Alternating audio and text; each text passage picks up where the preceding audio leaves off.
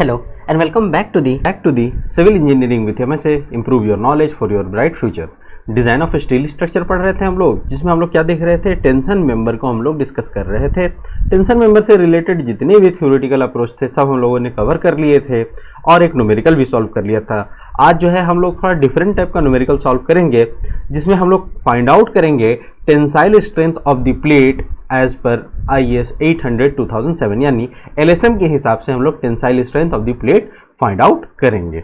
तो बिना टाइम को गवाए हुए हम लोग चलते हैं क्वेश्चन की तरफ। और क्वेश्चन जैसे ही है, आपको पता है क्या करना है, क्वेश्चन से करनी है बात। अब तो खैर क्वेश्चन के साथ तालमेल भी आपका बैठ गया होगा। देखिए जरा बात करके क्या कहता है क्वेश्चन ये कहता है कि determine the tensile strength of the plate. ठीक है, टेंसाइल स्ट्रेंथ हमको निकालना है। प्लेट की साइज हमको दे रखी है, बहुत बढ़िया, 130 mm इंटू 12 mm।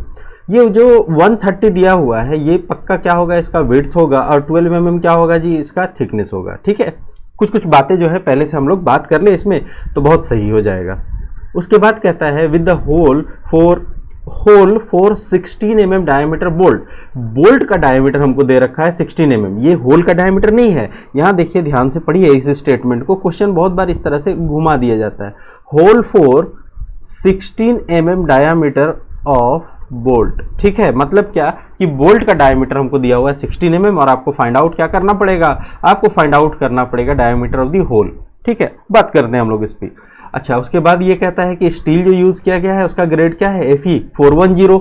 ठीक है, ये क्वालिटी की यूज की गई है। यहाँ जो है वो सारा देखिए इस फिगर में ये डिस्टेंस भी कितना होगा, ये छूट गया है, सॉरी, 35 mm। देखिए ये यहाँ से लेकर के यहाँ तक का डिस्टेंस कितना दिया हुआ है, 60 mm। फिर ये वाला डिस्टेंस कितना दिया हुआ है, 35 mm। उसी तरह से ये जो डिस्टेंस हो कितना दिया हुआ है, 35 mm। ये डिस्टेंस कितना दिया हुआ है, 60 mm। तो ये सारे डायमेंशंस आपको दिए हुए हैं क्वेश्चन में। अब आपको क्या करना है, यहाँ से आपको सॉल्व करना है।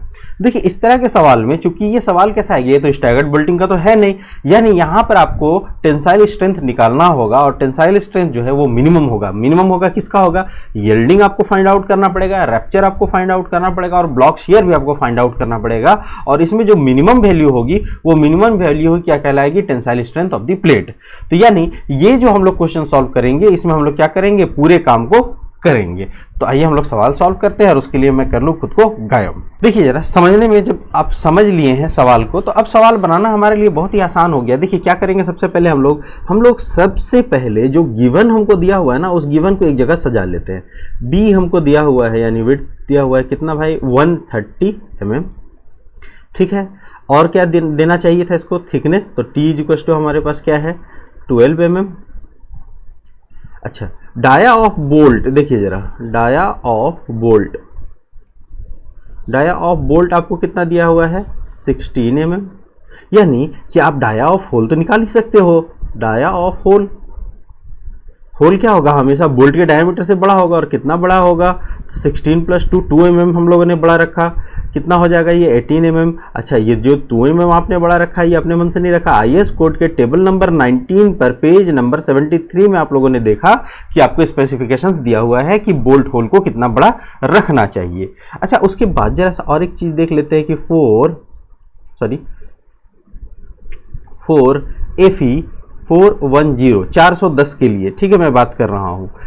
F ऑफ U की वैल्यू क्या हो जाएगी, 410 न्यूटन पर mm²। ये बात तो बिल्कुल सही है। और F ऑफ Y की वैल्यू क्या हो जाएगी, F ऑफ Y की वैल्यू हो जाएगी 250 न्यूटन पर mm²। चलिए ये तो अपने लिए बहुत ही आसान हो गया। अब यहाँ पर हम लोग एक स्टेटमेंट अगर दे दे तो बहुत अच्छा होगा, एग्जामिनर भी खुश हो जाएगा और कॉन्सेप्ट भी हमारा बढ़िया हो जाएगा। क्योंकि पहले हम लोग बात कर ले इस पर कि डिजाइन जो है, क्या डिजाइन लिखता हूं, डिजाइन टेंसाइल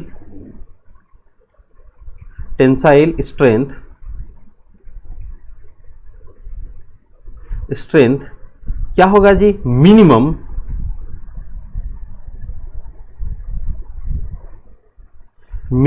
ऑफ, किसका मिनिमम, पहली बात यील्डिंग, रप्चर एंड कौन सा तीसरा, ब्लॉक शियर। यानी आज के सवाल में हम लोग ब्लॉक शियर को भी सॉल्व करेंगे, बहुत मजा आएगा। ठीक है, ये हुई बात कि डिजाइन टेंसाइल स्ट्रेंथ क्या होना चाहिए प्लेट का, मिनिमम होना चाहिए किसमें, यील्डिंग, रैप्चर और शियर से। तो ये सारा आपको चेक करना पड़ेगा। तो चलिए एक एक करके हम लोग चेक करते हैं, और एक एक करके जब आप चेक कीजिएगा तो आपको लगेगा कि बहुत ज़्यादा ही आसान है। देखिए इतने कॉम्प्लिकेटेड सवाल आप लोगों ने बोल्टेड कनेक्शन में सॉल्व कर लिया है ना कि टेंशन मेंबर में ऐसा कुछ रह नहीं जाता। एक एक करके करते हैं, तो मैं नंबर दे दूँ जरा सा तो समझ में आएगा बात। ए नंबर लिख देता हूँ इसको, ठीक है। देखिए क्या है, पहले थोड़ा सा लिखना पड़ेगा है ना, क्योंकि आपको पता है कि शुरू के 2-3 न्यूमेरिकल ही क्या होते हैं, कॉन्सेप्ट बनाने वाले होते हैं। बाकी तो अगर हम लोग शॉर्ट में भी कर ले तो काम हो जाएगा। डिजाइन स्ट्रेंथ ड्यू टू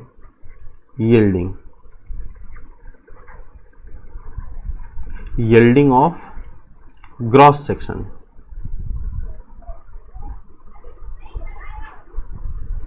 अच्छा, ये जो आपको दुख है ना, इस दुख का समाधान आपको आईएस कोड में मिलेगा। क्लॉज नंबर कहाँ पर मिल जाएगा जी, 6.2 में मिलेगा। हाँ बिल्कुल, पेज नंबर देखिएगा 32 में आपको मिल जाएगा। ये यहाँ पर आपको आईएस कोड क्या कहता है, देखिए आईएस कोड जो कहता है ना वो भी बड़ा मजेदार सी चीज़ है। आईएस कोड आपको कहता है कि आपको निकालना होगा TDG।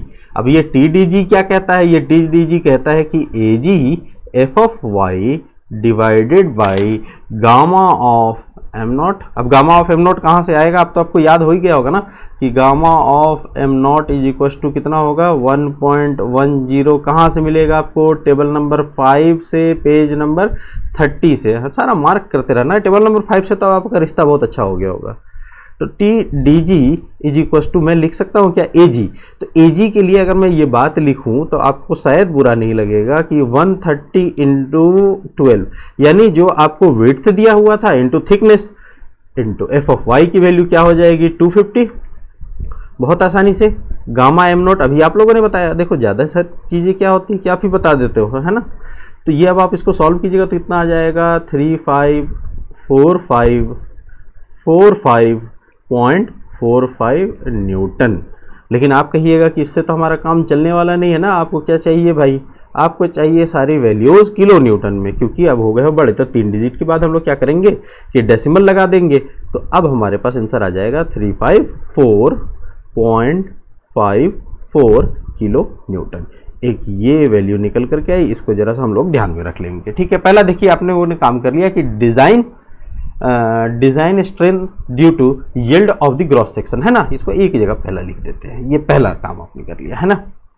अब देखिए दूसरा काम हम लोग करते हैं। दूसरा काम भी बहुत आसान है, जैसा पहला काम आसान था वैसा ही दूसरा काम आसान है। दूसरे काम में हम लोगों को क्या करना पड़ेगा, देखिए निकालना पड़ेगा कि डिजाइन स्ट्रेंथ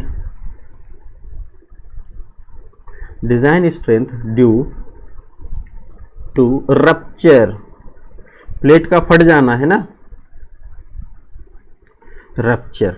ये आपको दुख कहाँ पर सॉल्व होगा, क्लॉज नंबर बताना बहुत ज़रूरी है। देखिए कॉम्प्लिकेटेड नहीं है स्टील, कॉम्प्लिकेटेड हम इसको बनाते हैं। कैसे बनाते हैं, हम बात ही नहीं करेंगे कि आईएस कोड ने क्या कहा है, तो सारा काम खराब हो जाएगा ना। पेज नंबर 32 में सारी चीज़ें मिल जाएगी। देखिए ये तो पूरा क्लॉज जो है ना वो रप्चर वाला क्लॉज है। आपको क्लॉज कौन सा यूज़ करना है, चूंकि काम आप प्लेट में कर रहे हो ना, यहाँ पर तो क्या है तीनों मिल जाएगा ना, उस बीमारी के तीनों टाइप आपको मिल जाएंगे। लेकिन आपको कौन सा टाइप यूज़ करना होगा, प्लेट वाला। तो आपको क्लॉज यूज़ करना है 6.3.1 वाला, है ना, जिसमें प्लेट को डिस्कस किया गया है।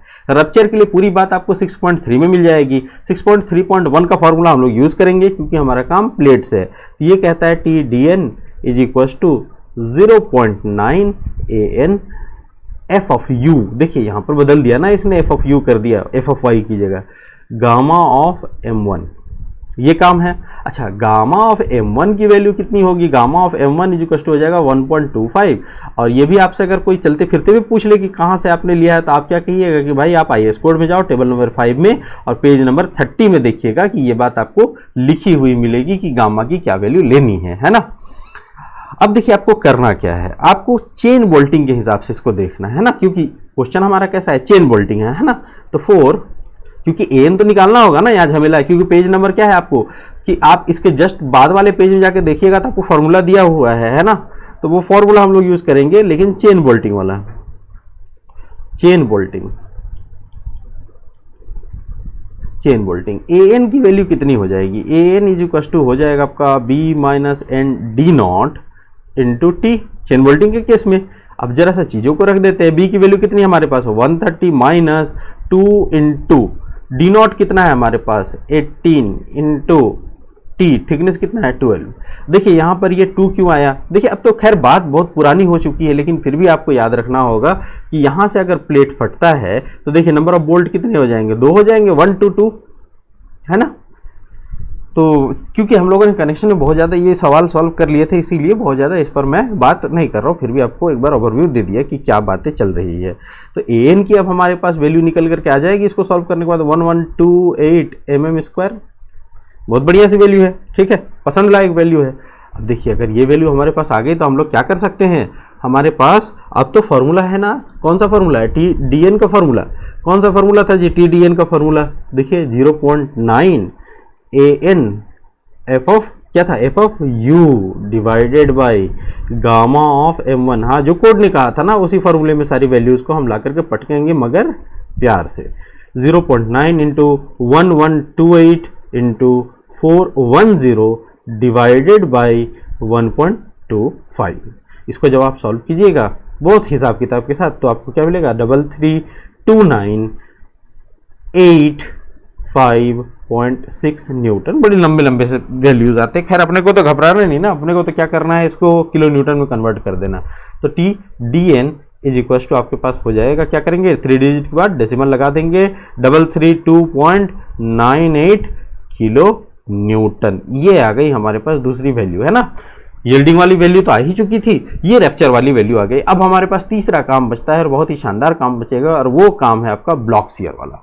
तो देखिए तीसरा काम अब हम लोग करते हैं यहाँ पर थोड़ा आराम से और बड़े प्यार से। क्या निकालेंगे हम लोग, design strength due to block shear. इससे पहले वाला काम तो आपने पहले कर ही लिया था ना, ब्लॉक शियर वाला ही काम आज क्या होगा, थोड़ा सा नया होगा। तो ब्लॉक शियर इसको समझ लेंगे आज हम लोग उसका। तो ब्लॉक शियर बहुत ही ऐसा लगेगा कि हाँ भाई हर जगह ब्लॉक शियर का ही कॉन्सेप्ट लग जाए। ये दुख कहाँ पर आपका दूर होगा, क्लॉज नंबर देखिएगा 6 मान जा, हाँ मान गया, देखो क्लॉज नंबर 6.4 है ना, क्लॉज नंबर 6.4 पेज नंबर 33 में देखिएगा, सारे दुखों का निवारण होगा ब्लॉक शियर से रिलेटेड, जो फॉर्मूला आपको दिया हुआ है। देखिएगा वहां पर दो तरह के फॉर्मूले दिए हुए हैं। एक फॉर्मूला जो है वो दिया हुआ टी डी बी वन। इसके लिए जो फॉर्मूला लिखा गया है, रिक्वायर्ड फॉर्मूला, वो लिखा गया A V G F of Y divided by gamma M naught under root 3 plus 0.9 A T N F of U divided by gamma m1। ठीक है, आप अपने कोड पे देखिएगा, ये बात है ना। अच्छा, उसका दूसरी बात को कहा गया, क्योंकि बहुत खूबसूरती के साथ तो मैं नहीं लिख सकता ना, लेकिन कोड ने बड़े खूबसूरती के साथ अच्छे राइटिंग में लिखा है कि अब यहाँ पर क्या हो जाएगा formula 0.9 A V N F of U divided by gamma of m1 under root 3 plus A T G F of Y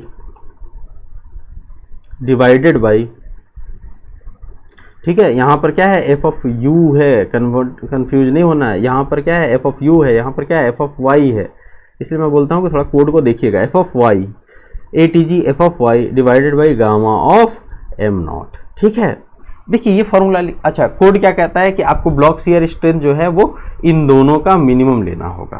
ठीक है, ये मिनिमम तो आप ले लोगे ना, बहुत कोई बड़ी बात नहीं है मिनिमम लेना, लेकिन एक चीज़ यहाँ पर रुक करके हम लोग डिस्कस कर ले कि किसी अच्छे एग्जाम में अगर बात की जाती है ना, देखिए ये TDB1 जो कोड ने लिखा है ना, इस फॉर्मूले को अगर मैं नाम से लिखना चाहूँ कि ये नाम क्या लिखोगे आप, तो आप इसका नाम लिख सकते हो। क्या नाम लिख सकते हो, जरा सा पेन चेंज करके लिखता हूँ, बहुत ज़्यादा हौच पौच ना हो जाए, थोड़ा सा मुझे परेशानी होती है ना जब ज़्यादा हौच पौच हो जाता है। देखिए ये पहले वाले को हम इस तरह से लिख सकते हैं, इसका नाम क्या कि shear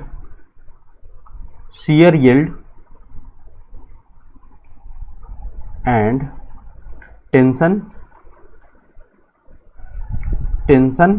fracture.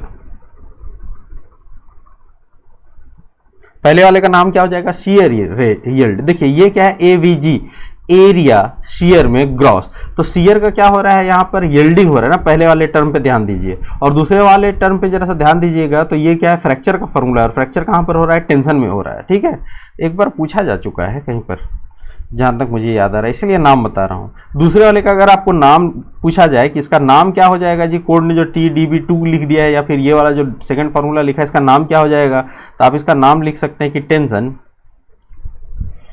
Tension yield and shear fracture. ठीक है, टेंशन में क्या हो रहा है, यील्डिंग कहाँ पर हो रहा है, टेंशन में, और फ्रैक्चर कहाँ पर आपको यहाँ पर दिखेगा, शियर में। ठीक है, ये दोनों फॉर्मूला है।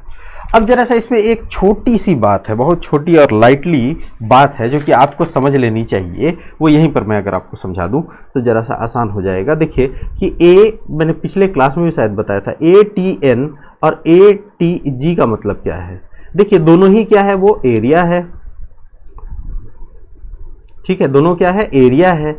एरिया, अच्छा टी का मतलब क्या हो जाएगा, टेंशन। अच्छा ये एन और जी, एन का मतलब क्या हो जाएगा, नेट, और जी का मतलब क्या हो जाएगा, ग्रॉस। यानी पहला वाला क्या लिखा, ATN का मतलब क्या होगा, area in tension, net area in tension. ठीक है, नेट एरिया इन टेंशन। और ATG का मतलब क्या हो जाएगा, ग्रॉस एरिया इन टेंशन। उसी तरह से अगर आपसे कोई गलती से भी पूछ ले कि AVG या AVN क्या है, तो आप क्या कहिएगा कि ये तो एरिया है, भी का मतलब क्या हो जाएगा, शियर, और जी का मतलब क्या होगा, ग्रॉस। अच्छा एन का मतलब क्या हो जाएगा, नेट। इसका मतलब AVG का मतलब क्या हो जाएगा, gross area in shear. AVN का मतलब क्या हो जाएगा, नेट एरिया इन शियर। तो अब मेरे ख्याल से इसमें कंफ्यूजन नहीं होगा कि यहां पर जो AVG, AVN, ATG, ATN लिखा हुआ है इसका मतलब क्या है। तो जब ये बात समझ में आ गई तो अब देखिए हम लोग काम क्या करेंगे। अब यहां पर एक बात और आपको मैं बता दूं, या छोटी सी एक बात, कि ग्रॉस का मतलब क्या हो जाएगा, ग्रॉस का मतलब क्या होगा, ग्रॉस का मतलब होगा कि अगर आपके पास कोई एक प्लेट है जिसमें आपने क्या किया हुआ है, मान लीजिए 2 होल बनाए हुए हैं, है ना, इसका विड्थ कुछ x है और इसकी थिकनेस कुछ t है। ग्रॉस एरिया जब भी आप निकालिएगा तो क्या कीजिएगा, x इंटू टी। यानी आपने यहां पर ग्रॉस में ये होल जो किया था उसको आपने सब्ट्रैक्ट नहीं किया है। ठीक है, लेकिन यही अगर नेट की बात होगी, नेट एरिया का निकालना होगा, तो आप क्या कीजिएगा, x इंटू टी तो करिएगा, माइनस जो आपके पास 2 है ना, यहां पर देखिए 2 क्या, डायमीटर ऑफ दी होल है। इसको अगर आप माइनस कर रहे हैं तो फिर क्या हो जाएगा आपका, कि ये जो एरिया हमारे पास बनकर के निकल करके आएगा वो आपका क्या कहलाएगा, नेट एरिया कहलाएगा, है ना। तो देखिए ये बात समझने के लिए ही हम लोगों को थोड़ा सा डायग्राम समझना पड़ेगा। पहले हम लोग जो है लिखते हैं फिर डायग्राम में आते हैं ना।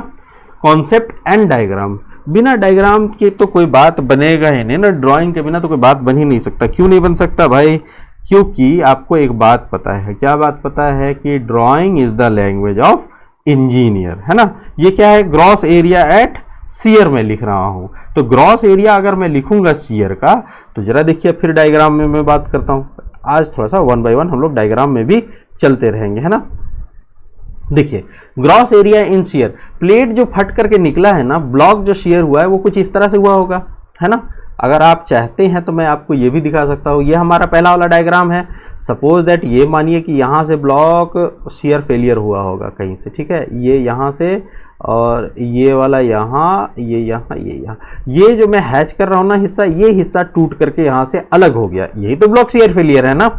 तो जब अगर ये ब्लॉक शियर फेलियर है तो अब देखिए समझिए जरा, ये वाला हिस्सा जो है वो क्या हुआ है हमारा, कट करके अलग हुआ है ना। जरा सा मैं पेन का कलर अगर चेंज कर लूँ तो बहुत प्यारा हो जाएगा। ये देखिए ये वाला जो हिस्सा है वो क्या है, कट करके अलग हुआ है ना। प्लान में देखिए ऊपर वाले में देखिए यहाँ पर ये हिस्सा कट करके अलग हुआ है। जब लोग एरिया निकालने की बात करते हैं, कंफ्यूजन कहाँ पर क्रिएट होता है, जब लोग एरिया की बात करते हैं तो लोग ये समझ लेते हैं कि ये जो एरिया सामने दिख रहा है ना, ये एरिया हमको फाइंड आउट करना है। लेकिन इस एरिया से तो हमको कोई मतलब ही नहीं है ना।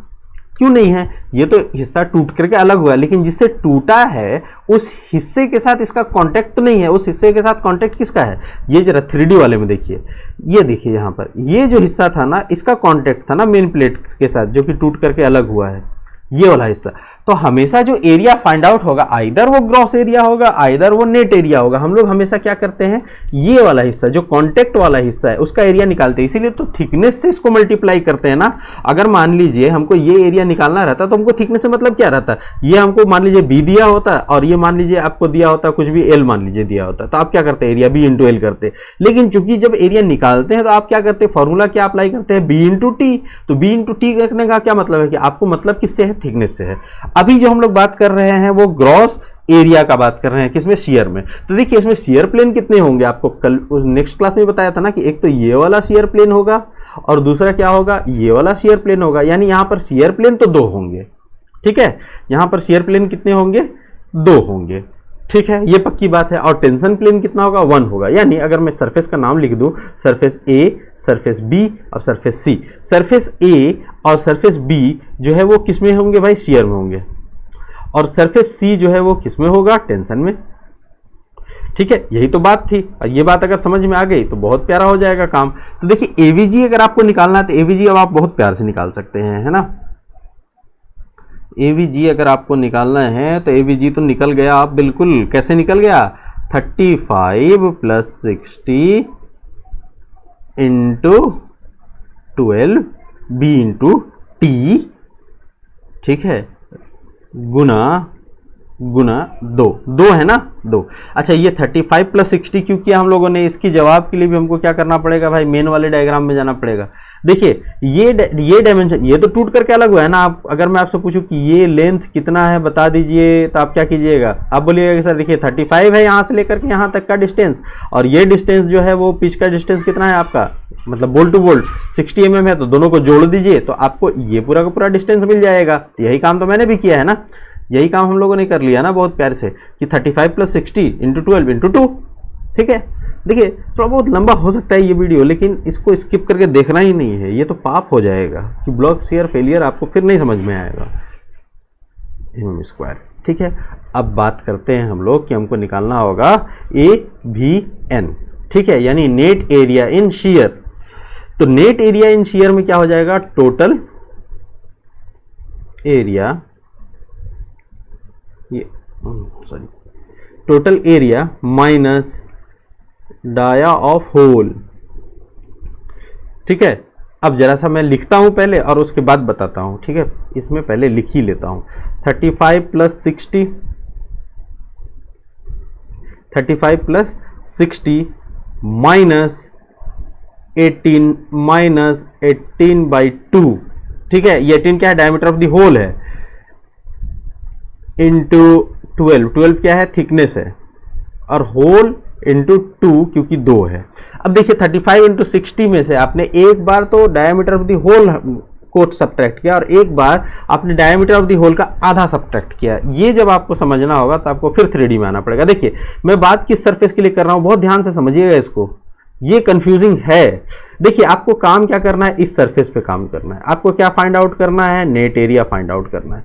तो अब जरा देसी दिमाग से सोचिए, है ना।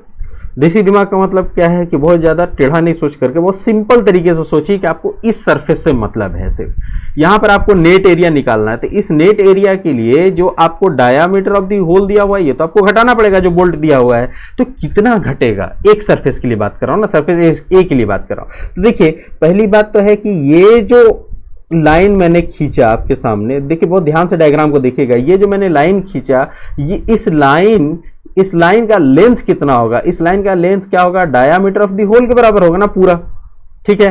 पहला बात तो ये घटाना होगा, क्योंकि हमको सिर्फ ये रेड वाले सरफेस से मतलब है। अब इस तरह से टेढ़ा खोपड़ी लगा के ना सोचिए कि भाई डायामीटर ऑफ बोल्ट के बाद भी तो ये सरफेस है, इसको जोड़ लेते हैं। नहीं नहीं नहीं, ये हमको बस जो सरफेस दिख रहा है यानी जस्ट जो कॉन्टेक्ट था उससे ही मतलब है, बाकी और किसी सरफेस से मतलब ही नहीं हमको।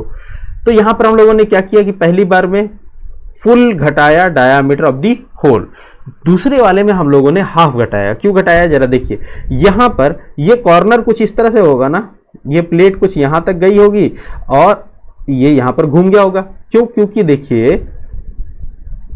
देखिए जरा, अभी मैं एक और डायग्राम अगर बना दूं यहां पर,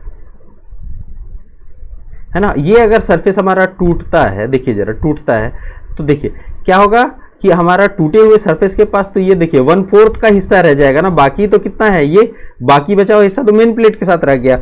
यहाँ पर देखिए ये कितना है हमारे पास में, ये जो होल का पोर्शन आया है वो कितना आया है, इसका चौथाई आया है ना। चौथाई का मतलब क्या होगा, अगर ये वाला पूरा डिस्टेंस हमारा यहाँ से लेकर के यहाँ तक का ये पूरा डिस्टेंस हमारे पास क्या था, डी नॉट था, तो ये आधा डिस्टेंस कितना हो जाएगा, डी नॉट डिवाइडेड बाई 2, यही तो होगा ना हमारे पास।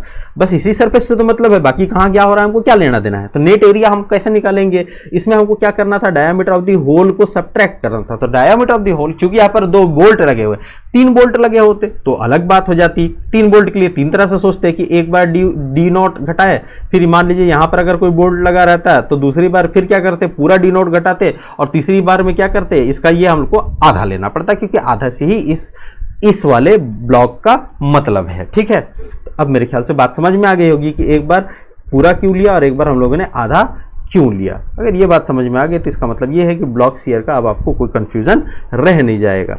1632 mm का स्क्वायर। ठीक है, 2 चीजें आप लोगों ने फाइंड आउट की।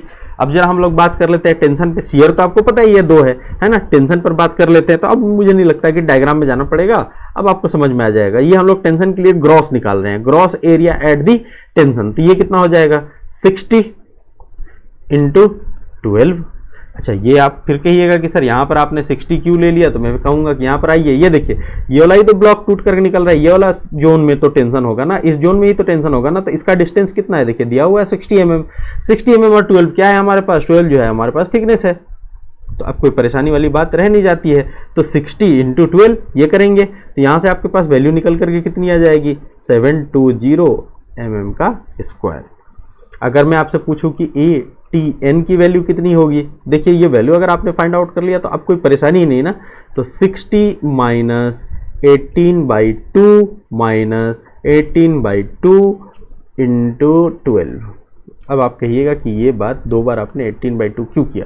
देखिए जरा टेंशन वाले में, टेंशन किस जोन में होगा, टेंशन किस जोन में होगा भाई, यही तो सवाल है, इसी का तो जवाब ढूंढना। ये वाला, ये देखिए जहाँ डॉटेड बना रहा है ऊपर प्लान में, देखिए यहाँ पर क्या होगा, टेंशन होगा। ठीक है, टेंशन प्लेन होगा। और इस टेंशन प्लेन में देखिए जो बोल्ट लगा हुआ है इसकी हिसाब क्या है। मैं लाइन को जरा एक्सटेंड करके देखूं समझने के लिए खुद के कि नेट एरिया हमको निकालना है। देखिए अलग पेन से मैंने लाइन को एक्सटेंड कर रहा हूं ना, तो यहाँ पर देखिए ये कितना पोर्शन आ रहा है, ये इसके सेंटर से ही तो टूटा होगा ना, तो ये कितना पोर्शन होगा, ये पोर्शन जो है वो आपको हो जाएगा D0/2, और ये वाला भी पोर्शन क्या हो जाएगा, D0/2। इसीलिए तो 2 बार कटाया है, ऐसी कोई नई बात तो हम लोगों ने नहीं करी। और एक बात बताओ कि इसमें ऐसा कुछ घबराने लायक बात नहीं है, मैं बहुत बार रिपीट इसीलिए कर रहा हूं ताकि आपके दिमाग में घुस जाए। वैसा कोई बहुत बड़ा रॉकेट साइंस नहीं है ये सवाल। अब इसको सॉल्व कीजिएगा तो 504 mm का स्क्वायर। ठीक है, अब हम लोग काम करें क्या कि आपने ATG, ATN, AVG, AVN सारा फाइंड आउट कर लिया। तो अब आपको सिर्फ ब्लॉक शियर के जो 2 फॉर्मूले थे उस 2 फॉर्मूले में वैल्यूज को रखना है और आपको क्या करना है जी, आंसर को फाइंड आउट कर लेना। तो देखो जरा कितना काम आसान हो जाएगा ना हमारे लिए। पहला काम करूं भाई, बता ही दिया किस क्लॉज से सारा कुछ लिया गया है, लेखा जोखा। पहला काम ही करते हैं हम लोग। पहला काम मैं लिखता हूं यहां पर शियर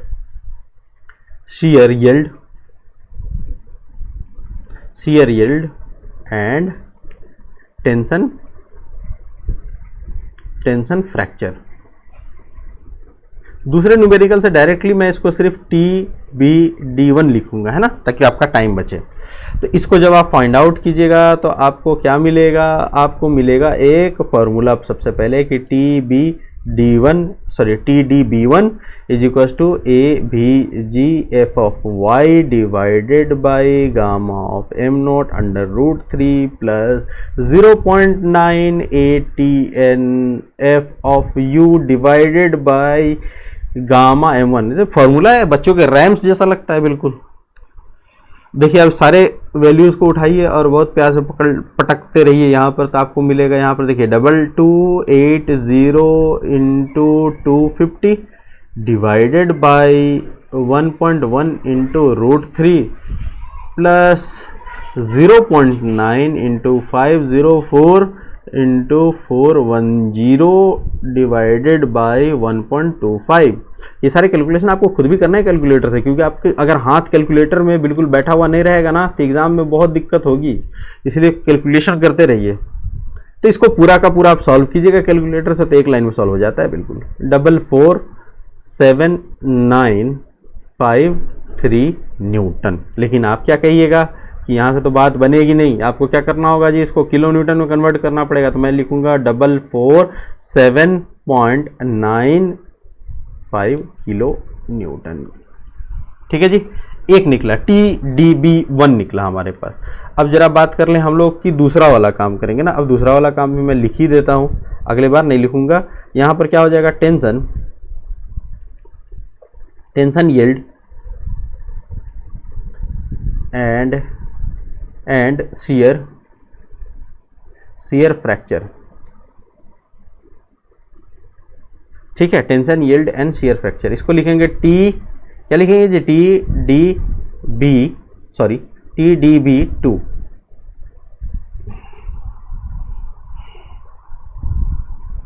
देखिए इसका फॉर्मूला आपको कोड क्या सिखाता है, इसका फॉर्मूला आपको सिखाता है, कहता है कि लिख दीजिए आप TdB2 इज इक्वल्स टू, आप फॉर्मूला लिखिए 0.9 इंटू AVNF ऑफ U, ठीक है, divided by gamma of M1। एक बार लगेगा कि जिंदगी में बहुत कुछ बोझ है ना, इतना इतना फॉर्मूला लिख कर परेशान नहीं होना बिल्कुल। ATGF of Y divided by gamma of M0। अब देखिए सारे वैल्यूज़ को मैं उठा करके बहुत प्यार से पटकूंगा और बहुत ज़्यादा हम लोग परेशान नहीं होंगे। अब इसमें TdB2 इज इक्वल टू क्या हो जाएगा जी, 0.9 इंटू 1632 इंटू 410 डिवाइडेड बाई क्या 1.25 अंडर रूट 3। यहाँ पर क्या लगेगा प्लस, क्या हो जाएगा जी 720 इंटू 250। देखिए वैल्यूज़ को ही लिख रहा हूँ, कोई बहुत बड़ा काम नहीं, ऐसा कोई महान काम नहीं किया है मैंने, सारे वैल्यूज़ को ही लिखा है। तो यहाँ से देखिए क्या निकल करके आ जाएगा, TdB2 इज इक्वल टू आ जाएगा 44178.4.32 न्यूटन बाबा। तो यहाँ से हो जाएगा TdB2 is equal to 441.78 kilo newton. देखिए दो वैल्यूज आप लोगों ने फाइंड आउट कर लिया ना। पहला वाला वैल्यू कितना आया था आपके पास, पहला जो आपने फाइंड आउट किया था 447 आया था, और यहाँ पर क्या आया 441 आया है। तो आपको मिनिमम लेना पड़ेगा, ठीक है, आपको मिनिमम लेना पड़ेगा। यहाँ पर देखिए इस मैं बोल रहा हूँ कि यहाँ से बस छोड़ मत देना, इस क्वेश्चन को कंक्लूड करना पड़ेगा बिल्कुल बजाते लिख करके, नहीं तो एग्जाम में प्रॉब्लम हो जाएगा। यहाँ तक बनाने के बाद भी नंबर नहीं मिलेगा, इसलिए आपको आखिरी तक बहुत ध्यान से देखना पड़ेगा आज। तो यहाँ पर आप लिख सकते हैं hence block shear strength is minimum of क्या TdB1 एंड TdB2। तो इसीलिए आपके पास क्या निकल करके आ जाएगा, TdB मैं अगर कहूँ निकल करके कितना जाएगा 441.78 किलो न्यूटन, क्योंकि देखिए यही मिनिमम है। ये तो आया आपका सिर्फ और सिर्फ ब्लॉक शियर, ठीक है। इस क्वेश्चन को अगर आपने कंक्लूड नहीं किया है, जैसे क्या है कि जज जैसे अपने स्टेटमेंट को कंक्लूड करते हैं, वैसे अगर आपने कंक्लूड नहीं किया तो काम बिल्कुल ही खराब हो जाएगा, सारा किए किराए पे पानी फिर जाएगा। देखिए आपको लिखना पड़ेगा, ठीक है, नाउ अपन नाउ लिखिए, नाउ लिख करके आपको एक एक बात लिखनी होगी। क्या क्या लिखना होगा, design strength due to yielding. अगर आप पूरा नहीं लिखना चाहते हो तो आप फ्री हो इसके लिए कि आपको TDG आप लिख दीजिए, बात बन जाएगी कि नाउ TDG इक्वल टू हमारे पास कितना आया था 354.54 किलो न्यूटन, ये आया था। दूसरी बात आप कह सकते हो, यहाँ पर आप एक नंबर भी दे सकते हो, बिल्कुल बढ़िया होगा, कोई दिक्कत नहीं है। दूसरा नंबर हमारे पास क्या आया था, TDN आया था। TDN की वैल्यू कितनी आई थी, रप्चर वाला जो था ना, है ना, तो ये आया था हमारे पास 332.98 किलो न्यूटन, ठीक है। मैं जरा बहुत खूबसूरत नहीं लिख रहा हूँ, लेकिन समझ में आए बस तो काम बन जाए। उसके बाद तीसरा हम लोगों ने फाइंड आउट किया था TdB फाइंड आउट किया था, यानी ब्लॉक शियर।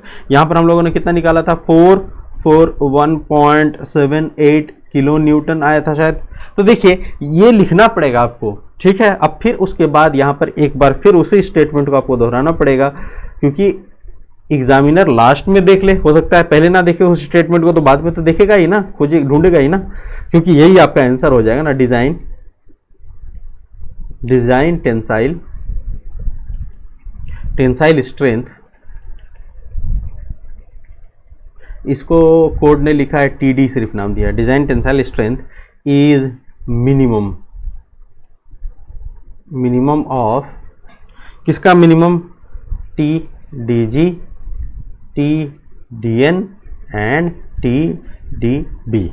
तो हमारे पास TD, इसीलिए TD कितना निकल करके आ जाएगा? TD इज इक्वल टू आ जाएगा आपके पास 33, यही है ना सबसे मिनिमम वाला, तो यही आ जाएगा ना आपके पास 332.98 किलो न्यूटन। ये अब आपके पास आंसर आ गया, आप खुद को अवतरित कर लिया जाए। देखिए सवाल जितना टिपिकल दिख रहा था हम लोगों को उतना ही आसान था, बस इसमें क्या थे, बहुत ज़्यादा कैलकुलेशन थे। कोडल प्रोविजन हम लोगों को डायरेक्टली यूज़ करना था और वहाँ से हम लोगों को आंसर फाइंड आउट करना था। वैसा बहुत बड़ा कोई महान काम आज हम लोगों ने नहीं किया, लेकिन एक महान काम किया है सेटिस्फेक्शन के लिए, कि ब्लॉक शेयर में जो हम लोग नेट और ग्रॉस एरिया निकाल रहे थे उसको आज हम लोग बिल्कुल सही तरीके से समझ गए। अब मुझे उम्मीद है कि आपको कोई भी क्वेश्चन आ जाएगा, बहुत प्यार से उसको फाइंड आउट कर लोगे, कोई आपको कन्फ्यूज़न नहीं आएगा।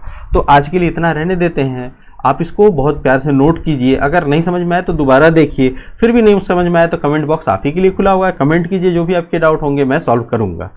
और क्या करना है जी, आपको करना है कि अपने कोड में सारे क्लॉज को मार्क करते जाना है। और अगर आपने चैनल को नहीं किया है अभी तक सब्सक्राइब, तो कर दीजिए सब्सक्राइब।